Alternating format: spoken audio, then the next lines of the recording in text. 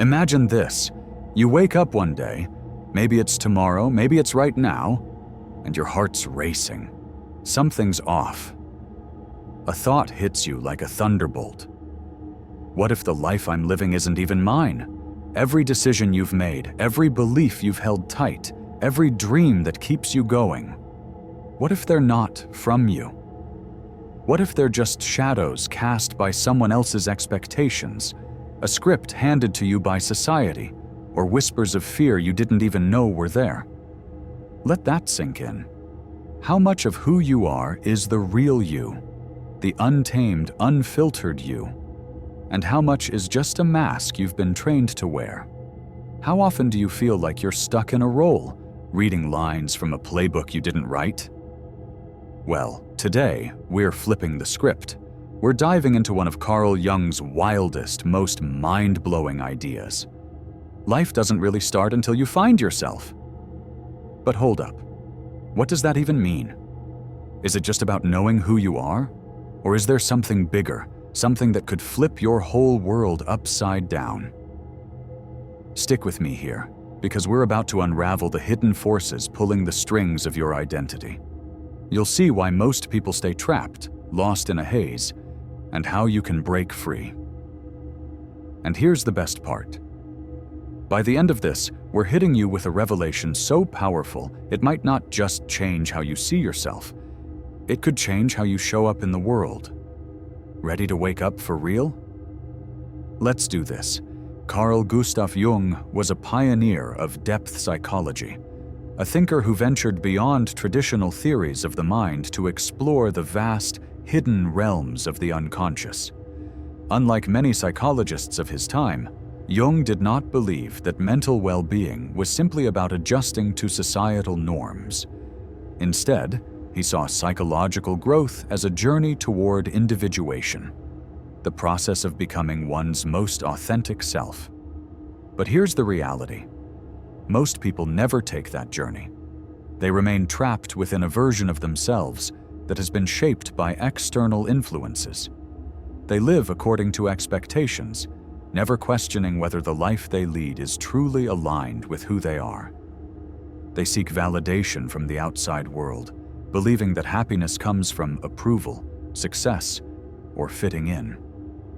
Yet, deep down, there is a quiet unrest, an unshakable sense that something is missing.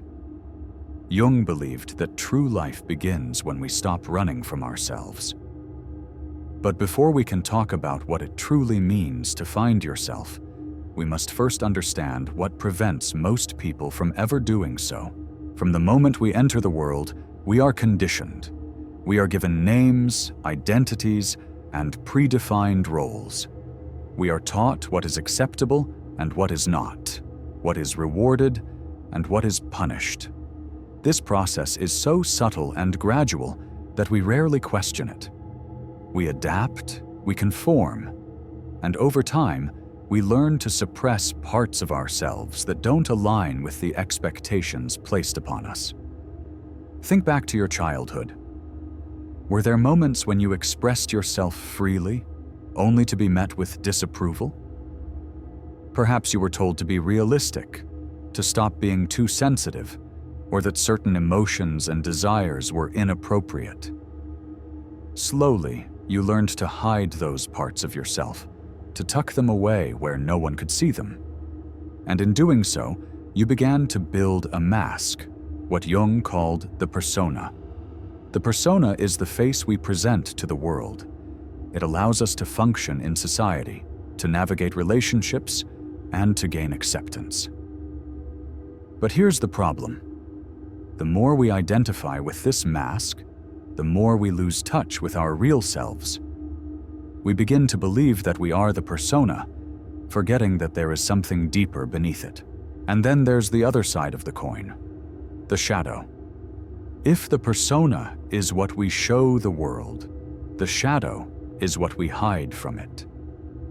It consists of everything we have rejected or suppressed within ourselves. Our fears, our unspoken desires, our vulnerabilities, and even our hidden strengths. And here's where it gets even more profound. The shadow doesn't just disappear. It doesn't vanish simply because we refuse to look at it. Instead, it operates beneath the surface, influencing our thoughts, our behaviors, and even our emotional reactions. The parts of ourselves that we reject don't go away. They manifest in unconscious ways, often in the form of projection.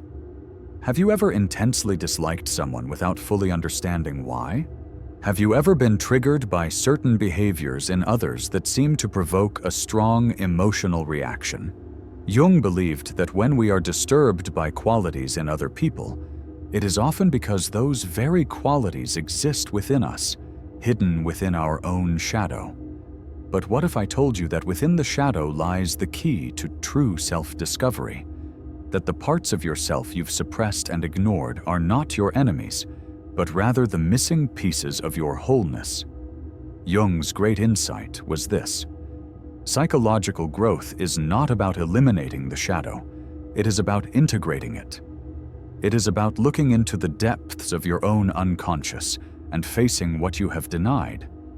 Because when you do, you unlock a profound source of personal power, authenticity, and freedom. This is where the real journey begins. Are you ready to confront the truth of who you are? To break free from the illusions that have shaped you? Most people go through life believing that they already know who they are. They define themselves by their name, their job, their culture, their past experiences. But what if I told you that your identity is far more complex than you realize? That the self you believe yourself to be is just a surface-level construct, a fraction of a much deeper, more profound reality? Carl Jung believed that within every individual there exists a hidden world, a vast and intricate inner landscape filled with forgotten memories, suppressed emotions, unacknowledged desires, and untapped potential. And the key to truly finding yourself is not in constructing a new identity, but in uncovering what has been buried within you. Let's take a moment to reflect. Have you ever felt a deep, unexplainable longing for something more? A sense that there is a greater version of yourself waiting to emerge? This is not just imagination. It is the voice of your unconscious mind calling you to something greater. Jung referred to this process as individuation. He believed that true fulfillment comes not from conforming to external expectations, but from integrating all aspects of ourselves, the good, the bad, the light, and the dark. But before we can integrate these parts, we must first confront them. And this is where most people stop. Why? Because facing yourself is uncomfortable. It requires looking at aspects of your personality that you have long ignored. It demands that you question long-held beliefs, challenge your fears, and confront the inner conflicts that have shaped your life. Think about it. How often do we avoid silence? How often do we distract ourselves with work, social media, entertainment, or anything that keeps us from sitting alone with our thoughts? This constant distraction is not accidental. It is a defense mechanism, a way of avoiding the deeper questions that linger beneath the surface. But no matter how much we try to avoid them, these hidden aspects of ourselves do not go away. They show up in unexpected ways, through anxiety, self-sabotage, unfulfilling relationships, or a persistent feeling of being lost. Jung believed that our unconscious mind is always speaking to us, but we have learned to ignore its messages. However, if we start paying attention, we begin to see patterns. We begin to notice how our deepest wounds influence our choices, how our suppressed desires shape our behaviors, and how the things we fear most often hold the greatest lessons. Let's consider a simple yet powerful example: fear of rejection. Many people go through life terrified of being judged or abandoned. They seek approval, avoid conflict, and suppress their true thoughts to maintain harmony. But where does this fear come from? Is it really about the opinions of others? Or does it stem from something deeper? Perhaps an old wound, an experience from childhood, a moment when they felt unseen or unworthy. Jung would argue that this fear is not just an emotion, it is a shadow aspect of the self that has not been fully acknowledged, and until it is brought into the light, it will continue to control one's actions from behind the scenes. But here's the incredible thing. When we finally face these hidden parts of ourselves, they lose their power over us. Imagine for a moment what it would feel like to live without fear of judgment, to speak your truth without hesitation, to make decisions not based on what others expect, but on what resonates deeply within you. This is the power of individuation. It is not about becoming someone new.